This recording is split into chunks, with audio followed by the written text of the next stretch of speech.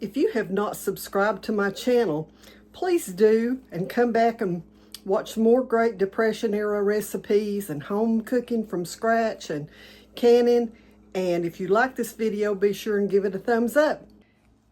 And here I am making a old-fashioned, this is a Depression era recipe that is bread pudding, and you can use any kind of stale bread.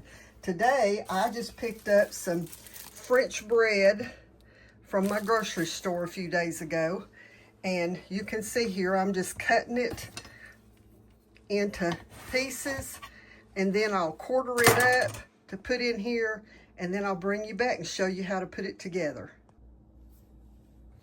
Okay, so let's finish our Depression era. Turn that so you can see our Depression era bread pudding. Now, as you can see, I've got this bread all through this pan, and I have a mixture here. Of course, you can see I've got a very large measuring cup full of this mixture. This is a mixture of 1 egg, 1 cup of milk, 1 cup of sugar, and then half a teaspoon of vanilla flavoring. Now, obviously I'm making a big amount of this, so I have made a larger amount than 1 cup, but that's the ratios of what I'm doing. So all I'm going to do now is pour this all through this bread. This bread's got to soak up. Remember, I told you that the bread is stale. That's the whole purpose of this recipe, is to be able to save the bread once it gets stale. So I'm going to just keep making sure that all of the bread is covered really well with this mixture, and then we're going to let it sit for about 10 minutes. I'm going to take a spoon and just make sure that everything is covered really well, because it'll seep to the bottom, and I just keep turning it in that until all of the bread is covered with this egg and milk and sugar mixture. Okay, the next thing I'm doing while this is setting, I'm going to chop up some pecans. I've got to have about 2 cups of pecans for a topping for this. Also, I have a stick of butter in the pot on the stove melting right now to make a sauce that goes over it. So that's the next step in this.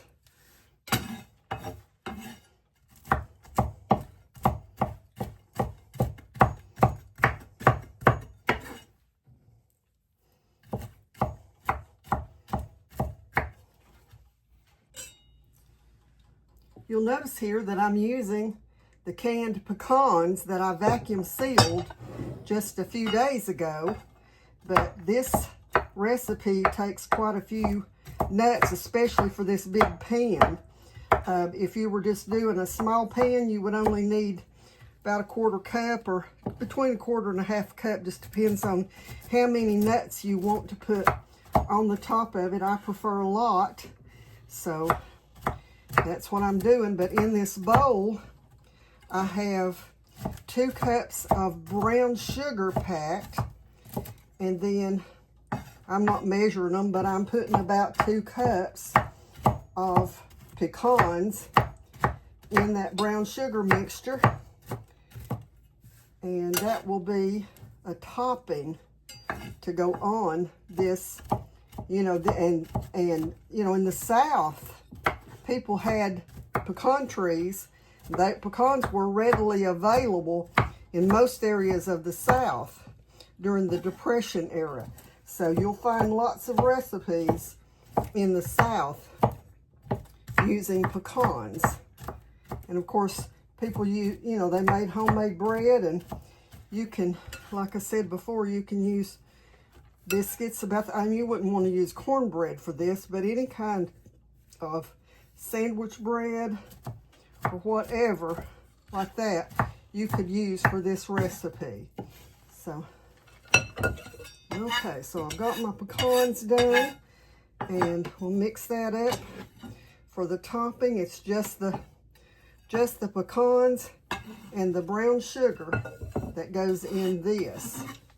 And then you'll see here I've got a kettle with butter melting in it, and I'll bring you back in a minute to show you what we do with that. And I almost forgot to tell you, you can see that I've got the brown sugar and the pecans all mixed up, but I forgot to tell you that it does have a stick of butter added to it. So I'm going to do that in it. I've melted that stick of butter. You can just soften it to room temperature. Since I'm in a hurry, I did it this way.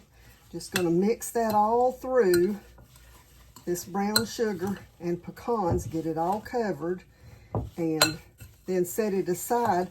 As it cools, that the butter will congeal again a little, and then I can make it a little more crumbly to go across this bread pudding. So next I'm going to move on to the sauce. My butter's almost melted. Okay, so let's finish this sauce. I'm going to put 5, I use these caps as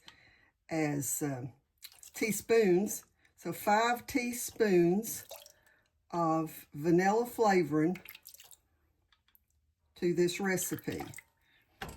And I'm using a Azure Standard organic vanilla flavoring. So good. Okay, so the next thing I'm going to do is add 2 cups of sugar into this. We've got to cook this until that sugar is all dissolved. It's all mixed together. Then I'm going to add 2 eggs to it. And I've put the sugar in it first, letting it chill just a little bit so these eggs don't fry when they go in.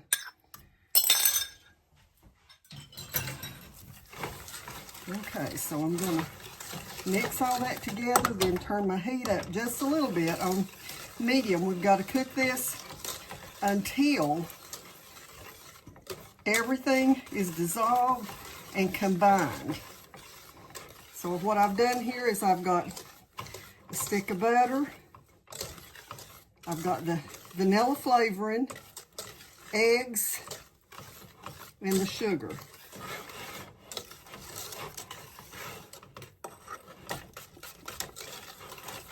Okay, so I'm going to let that cook. I'll bring you back in a minute.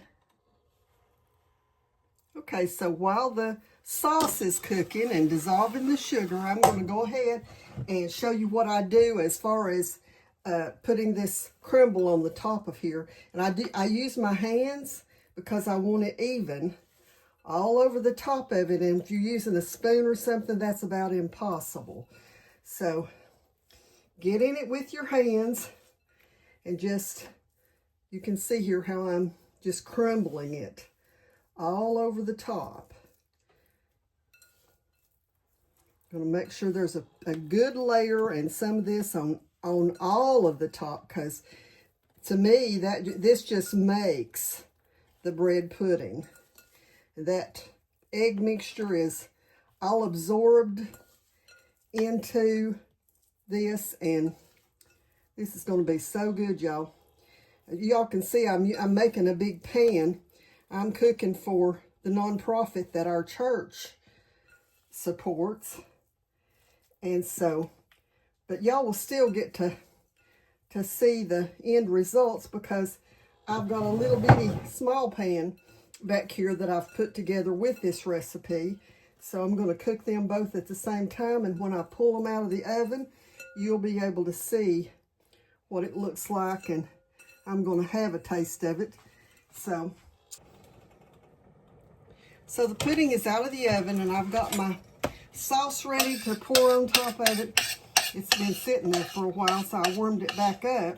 But this Let me move it around here so you can see. You just want to drizzle it like you would a streusel or something. You want to just drizzle it over the top. Just adds a little bit of extra oomph to it. And I've already drizzled a little bit over my small one over here. And I'll show you in just a minute what we're looking at there. But I mean, this is some good stuff. You can see I'm just drizzling it just like I would if it was a streusel. Because it's similar, I guess, to a streusel. But you can see I'm just making it just a little bit wet on top with this glaze. Put just another bite or two over here on my little one. I'll use all of it.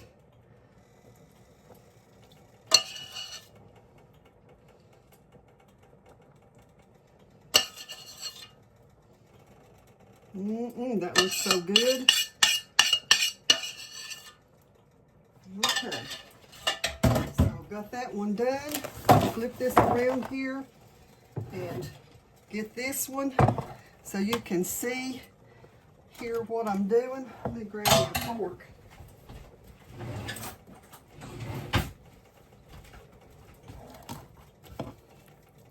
That looks so good.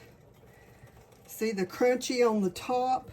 Let me move this over so you can see what it looks like. I think you can see right there how that's kind of crunchy on the top. And so good. And it's like a streusel a whole lot, but it doesn't have the cinnamon in it. You could put cinnamon in it. I make it several different ways, and at some point I'll show you how I do the others. But anyway, until next time, God bless you. I'm gonna go eat some of this.